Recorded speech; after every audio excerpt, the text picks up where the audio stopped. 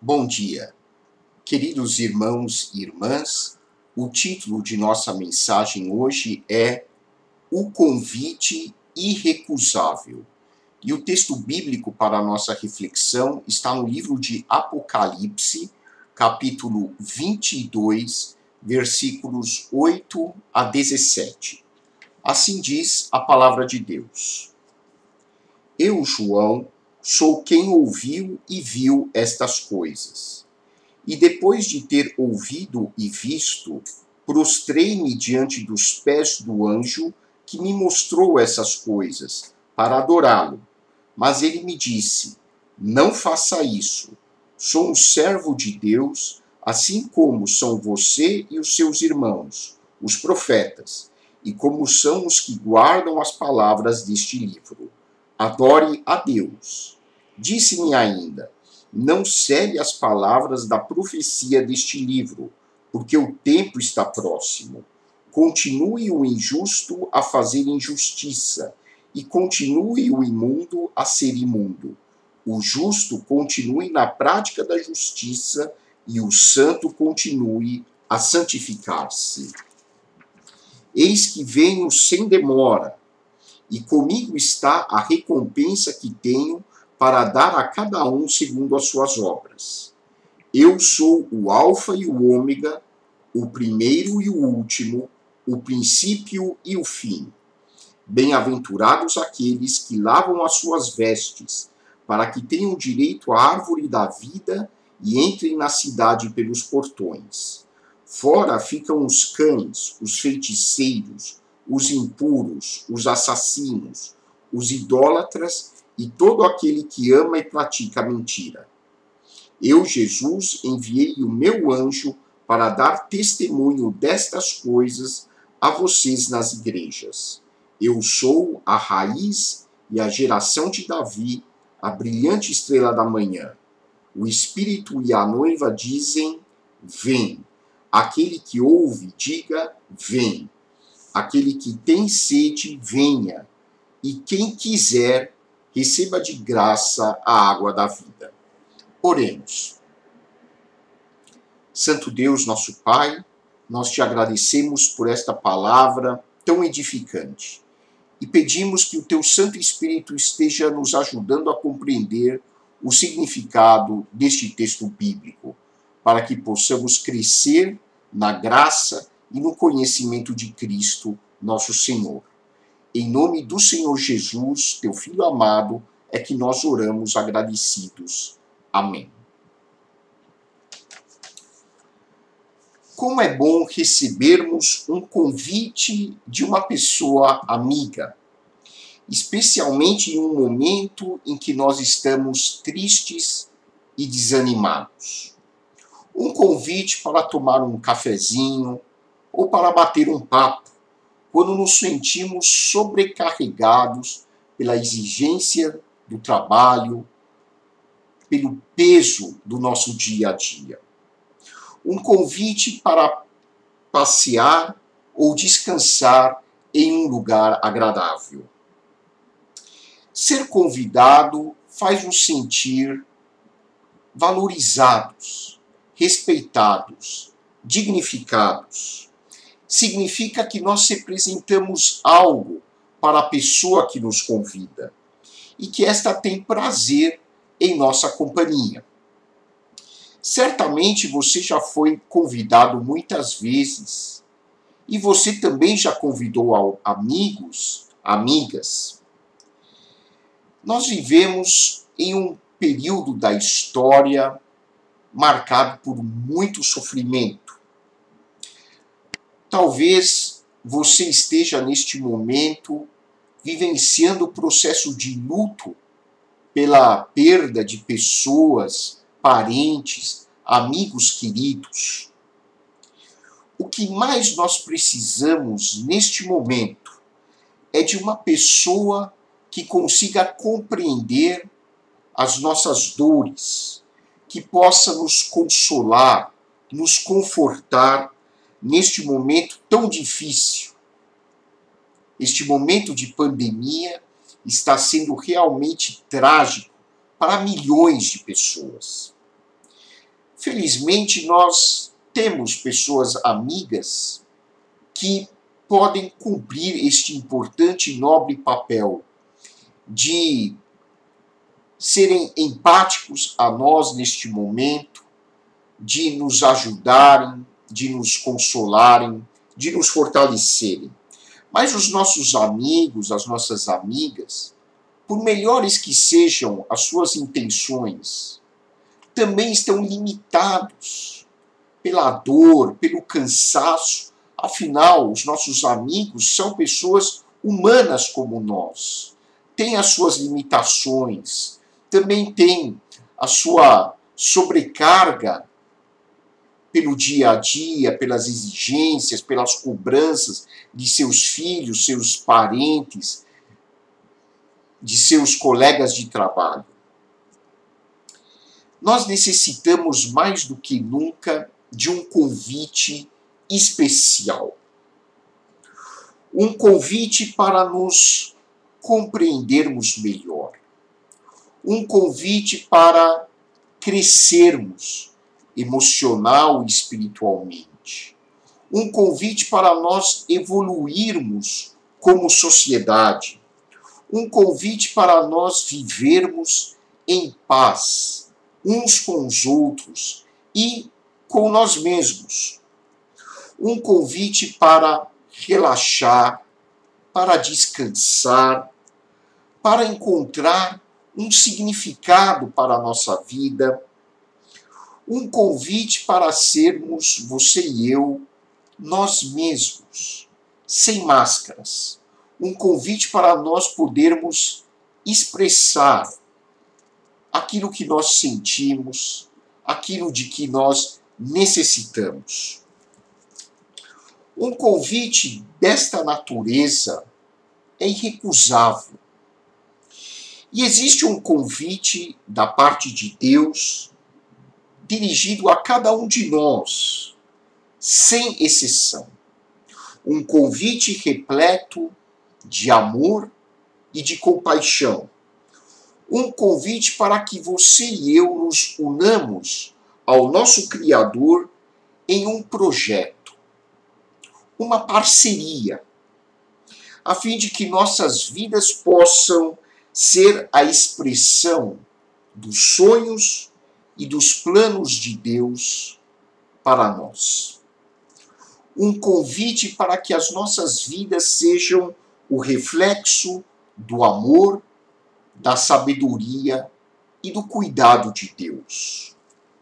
Um convite irrecusável. Por meio de Jesus Cristo, Deus convida todo ser humano a experimentar a sua graça e a desfrutar de todos os seus benefícios. Como nós devemos responder ao convite feito por Deus através de Jesus? A visão descrita pelo autor do Apocalipse mostra-nos as atitudes que convêm ao ser humano. A primeira atitude que nós aprendemos deste texto do livro de Apocalipse é a atitude da consciência.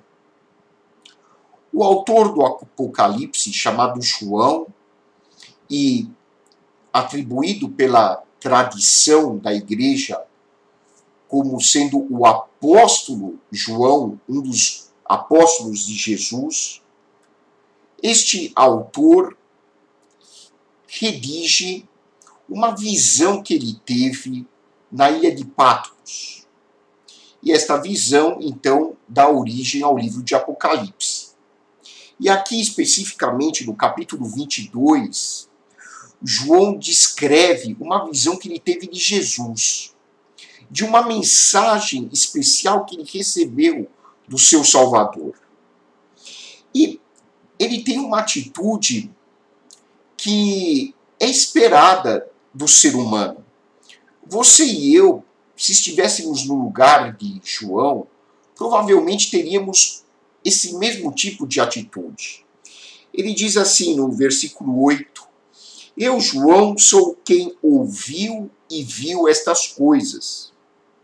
E depois de ter ouvido e visto, prostrei-me diante dos pés do anjo que me mostrou essas coisas, para adorá-lo. Você e eu, como seres humanos, temos esse tipo de reação psicológica quando nós lidamos com algo inesperado, especialmente algo que nós julgamos que vem de uma outra dimensão, da dimensão da parte de Deus. Nós somos invadidos por uma emoção de êxtase, uma emoção de sobressalto. E provavelmente, nesse tipo de situação, o nosso raciocínio fica temporariamente desligado e podemos tomar atitudes que não são as mais adequadas. E aqui no caso, João teve uma atitude bastante justificada do ponto de vista emocional, mas que foi repreendida pelo anjo, o mensageiro, que foi veículo desta transmissão da mensagem da parte de Jesus ao seu servo. Ele se prostrou e adorou o anjo. E o anjo respondeu: não faça isso. Eu sou um servo de Deus, assim como você, assim como seus irmãos apóstolos, os seus irmãos discípulos, assim como todo ser humano, eu sou apenas um servo de Deus. O anjo, com muita brandura, com muita compaixão, chama a atenção de João para que ele não continue nesse tipo de atitude equivocada. É a atitude de nós endeusarmos as pessoas que nós amamos. A atitude de nós divinizarmos pessoas que são semelhantes a nós, mas que são muito significativas para as nossas vidas. Nós temos a reação emocional de idolatrar, de divinizar, de endeusar, de engrandecer pessoas que representam para nós algo muito especial. E João caiu neste equívoco. E talvez você e eu, sem percebermos, tenhamos um tipo de atitude muito parecida com esta no nosso dia a dia. Talvez nós endeusemos ou idolatremos pessoas que são para nós objeto de admiração no campo da ciência, no campo da arte, no campo da política. Talvez você e eu tenhamos algum tipo de líder que represente para nós algo muito importante e nós nos identificamos de tal maneira com essa pessoa que nós tenhamos talvez o impulso de adorar esta pessoa. E aqui este anjo, este mensageiro da parte de Cristo, chama a atenção do apóstolo João, ou do João que é o autor do livro de Apocalipse. Eu disse apóstolo, mas não há certeza de que tenha sido realmente o apóstolo João, embora provavelmente tenha sido ele.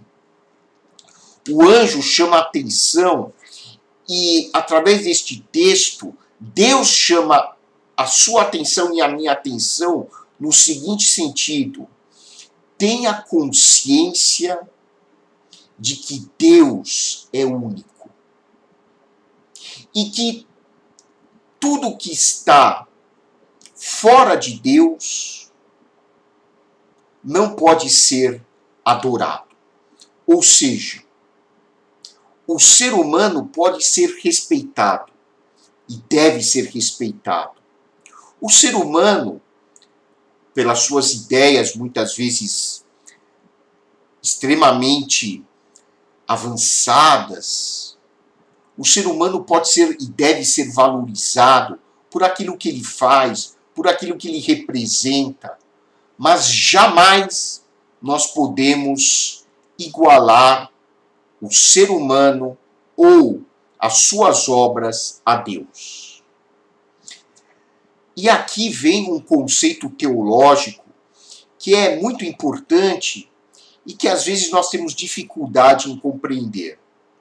A Bíblia ensina a transcendência de Deus, ao mesmo tempo em que ela ensina a imanência de Deus. Traduzindo em palavras mais simples, Deus está muito acima de nós. Ele é uma realidade inatingível para nós. Está muito acima da nossa compreensão, muito acima dos nossos pensamentos, muito acima dos nossos sentimentos.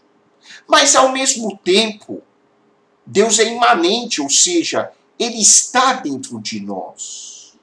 Ele está muito unido a cada um de nós, a ponto de o apóstolo Paulo, quando prega aos atenienses, lá no capítulo 17 de Atos, Paulo diz que nós vivemos em Deus, nós nos movemos em Deus. Deus está tão próximo de nós quanto a nossa própria respiração. Deus é uma realidade que se identifica conosco, mas ao mesmo tempo está acima de nós.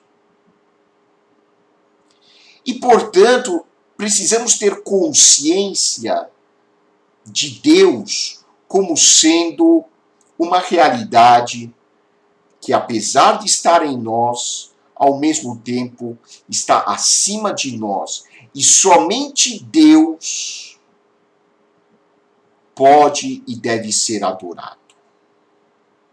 Cuidado. Você pode ter pessoas que você admira, que você valoriza. Talvez o seu próprio marido, a sua própria esposa, os seus filhos, um ideal, não precisa nem ser uma pessoa, um ideal que você tem na vida. Mas jamais coloque este ideal ou esta pessoa no lugar de Deus. Porque você pode se decepcionar tremendamente. E quando nós idolatramos um ser humano, quando nós adoramos algo que não é Deus, nós estamos tirando Deus do controle das nossas vidas e colocando algo no lugar do Criador. E nós passamos a substituir a liberdade espiritual por uma servidão, por uma escravidão a uma pessoa ou a um ideal. E nós então nos frustramos e nos alienamos da nossa essência, porque Deus também está em nossa essência. Por isso o Senhor Jesus, no Sermão do Monte, disse: buscai em primeiro lugar o reino de Deus e a sua justiça, e todas as demais coisas vos serão acrescentadas. Ou seja, ter consciência de Deus é colocá-lo como prioridade absoluta em nossas vidas. Quando a Bíblia diz, por exemplo, no primeiro mandamento, que nós não devemos criar deuses para nós, que nós não devemos cometer o pecado da idolatria, esse é um dos principais mandamentos, dos 10 mandamentos que Deus transmitiu a Moisés. Quando a Bíblia fala nisso, muitas pessoas pensam que ter falsos deuses é é ter estátuas na igreja, ou é ter estátuas de santos em casa. Não, não é nada disso. É muito mais do que isso. Não cometer o pecado da idolatria é nós não igualarmos absolutamente nada do nosso mundo a Deus. É considerar Deus absolutamente superior aos nossos egos, aos nossos interesses. E jamais transformar Deus num objeto de idolatria. Você pode imaginar que Deus também pode ser idolatrado? Interessante. Adorar a Deus é algo vital, é algo importante, é algo que preenche os nossos corações. Mas adorar a Deus é uma coisa. Idolatrar Deus é uma outra coisa completamente diferente. Idolatrar Deus é transformar Deus num ídolo que eu posso manipular. Porque as características do ídolo são de que ele, além de tomar o lugar de Deus na minha vida, ele pode ser manipulado por mim. Então, quando eu idolatro Deus, eu transformo Deus num objeto de manipulação, num ser que eu posso usar para que ele realize os meus sonhos. Sonhos que eu tenho no meu ego e que são sonhos egoístas. Não são sonhos que vão contribuir para a edificação do reino de Deus na sociedade. Sonhos egoístas, sonhos que não levam em consideração os interesses do próximo. Muitos sonhos são absolutamente construtivos, edificantes, aprovados por Deus, mas existem sonhos que dizem respeito aos meus interesses egoístas. E muitas vezes nós transformamos Deus num objeto de idolatria que eu aparentemente adoro, mas que na verdade serve para os meus interesses manipulativos. Por isso, a primeira atitude que deve ser a resposta de um convite que Deus dirige a mim é uma atitude de consciência. Eu preciso responder com consciência ao convite amoroso que Deus dirige ao meu coração para que eu receba a salvação que Ele oferece em Jesus Cristo. A segunda atitude é a da responsabilidade. É importante nós respondermos ao convite de Jesus com responsabilidade. Qual é o convite de Jesus? Está aqui no versículo 17. Aquele que tem sede, venha, e quem quiser, receba de graça a água da vida. Quem quiser, Jesus convida. Jesus não faz coerção. Jesus não obriga o ser humano a segui-lo. Ele apenas convida.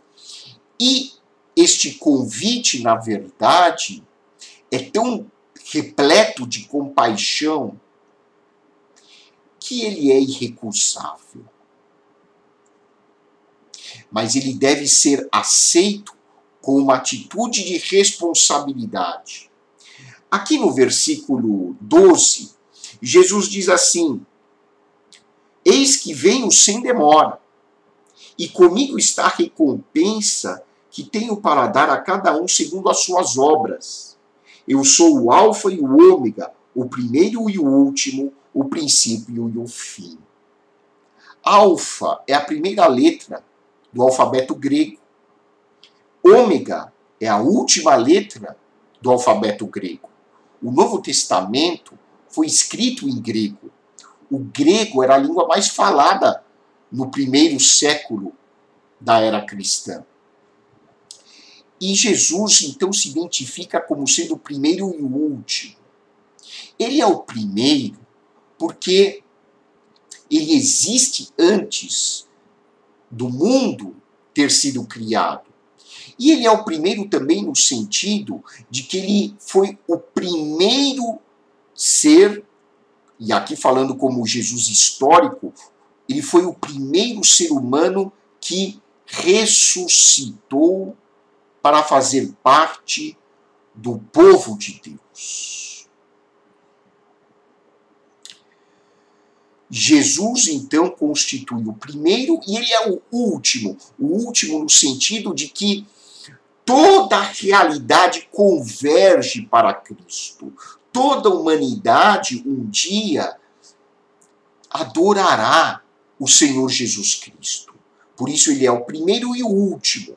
Ele é o princípio e o fim de todas as coisas. Porque tudo foi criado pelo Pai para a glória de Cristo.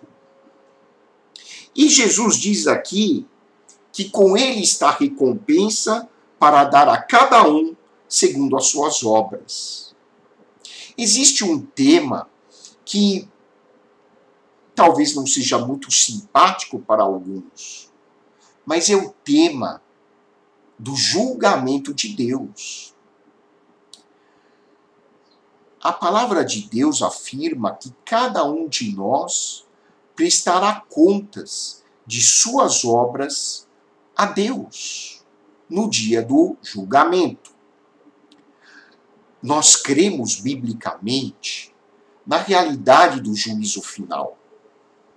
Não sabemos ao certo como se dará este julgamento, como será este juízo.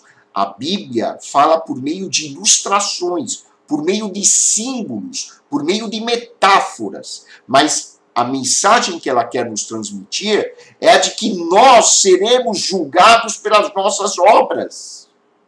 E por isso, meu querido irmão, amigo, irmã e amiga, tenhamos em mente que nós somos responsáveis pelas nossas atitudes. E nós daremos contas a Deus e a Cristo por aquilo que nós fizemos e por aquilo que nós deixamos de fazer. A palavra de Deus diz que você e eu recebemos talentos, dons da parte de Deus. Cada ser humano, sem exceção, recebeu algum tipo de talento. Há aqueles dons que são específicos para o trabalho na igreja e aqueles talentos que são necessários para o trabalho em sociedade. Todos esses talentos e dons provêm do Criador, provém do nosso Pai. Você tem talento para ser médico, você pode ter talento para ser psicólogo, você pode ter talento para ser um administrador, um teólogo, um conselheiro, um talento para ser um contador, um talento para ser um funcionário de limpeza pública. Todos os talentos vêm de Deus e por isso a palavra diz que não há motivo de orgulho por sermos quem nós somos. Se você é um professor universitário, ou se você trabalha como faxineiro, tanto você que é faxineiro como você que é professor universitário, vocês receberam esse talento da parte de Deus. Ninguém é superior a ninguém. Porque assim como a sociedade precisa de professores universitários, a sociedade precisa de médicos, de pesquisadores, de enfermeiros, de psicólogos, a sociedade também precisa de encanadores, de funcionários da limpeza. A sociedade precisa de operários. A sociedade precisa de pessoas que sejam empreendedoras, de pessoas que saibam administrar. A sociedade precisa de advogados, de juízes, de engenheiros, de arquitetos, de técnicos. E a Bíblia diz que cada um de nós prestará contas a Deus pelo uso que fez desses talentos. Ou seja, até a maneira como você trabalha de segunda a sexta, de segunda a sábado, no seu emprego, até disso você dará contas a Deus. Por isso o cristão consciente trabalha da melhor forma possível, não para agradar o seu patrão, não para agradar o seu gerente, mas porque ele trabalha, em última análise, para Deus e para o próximo. E, finalmente, a palavra de Deus diz que nós devemos responder ao convite de Cristo com compromisso. No versículo 17, Jesus diz assim: o Espírito, que é o Espírito Santo, e a noiva dizem, vem. Aquele que ouve, diga, vem. A noiva aqui é uma metáfora para a igreja. A igreja constituída por todos aqueles que professam Cristo como Senhor e Salvador de suas vidas. E, finalmente, a última frase do versículo 17, aquele que tem sede, venha. Olha o convite de Jesus. Aquele que tem sede, venha. E quem quiser, o convite não é forçado. Quem quiser, receba de graça a água da vida. Olha, você não é obrigado a atender ao convite de Jesus. Ninguém é obrigado, porque o amor não funciona como coerção. O convite é para quem quer. E eu espero de coração que você seja uma das pessoas que realmente tem consciência da sua sede espiritual. Porque muitos se deixam enganar pelos falsos valores que a cultura nos oferece. E não percebem a sua sede existencial por uma realidade que lhes satisfaça. E essa realidade última, que pode de fato satisfazer as nossas necessidades espirituais mais básicas, é Deus. E por isso o nosso Mestre Jesus, o nosso Salvador que nos mostra o caminho, Jesus diz que esse convite é para quem quer, para quem percebe que tem sede.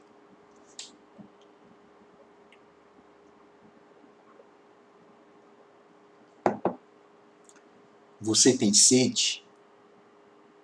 Vá correndo para os braços de Jesus.